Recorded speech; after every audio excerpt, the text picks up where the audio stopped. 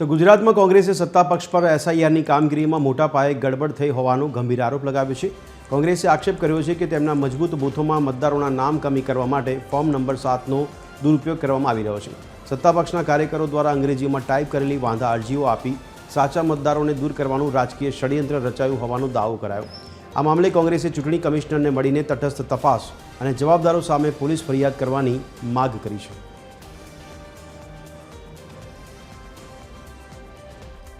જે લોકોએ બોગસ ચૂંટણી કાર્ડના આધારે વાંધા ઉપાડ્યા છે એ ચૂંટણી પંચના નિયમ મુજબ પોલીસ ફરિયાદો કરશું। અમે આજે પણ 3, 4, 5 જગ્યાએ પોલીસ ફરિયાદો ઓલરેડી અમે કરી છે અને ગુજરાતની 182 વિધાનસભાની અંદર અમે ચેક કરાવીને જો આ રીતે ખોટું થયું હશે તો 182 વિધાનસભાની અંદર અમે ચૂંટણી પંચમાં જે બીએલઓ છે એ બીએલઓ વિરુદ્ધ જેણે વાંધો ઉપાડ્યો છે એની વિરુદ્ધ અમે पुलिस फरियाद करवा पण जई रह्या छे। अगर वो फॉर्म सही भरा है तो जिन लोगों का नाम उसमें गलत तरीके से शामिल किया उनको निकाले, उसके सामने कांग्रेस पार्टी को कोई ऐतराज नहीं, कोई बाधा नहीं है।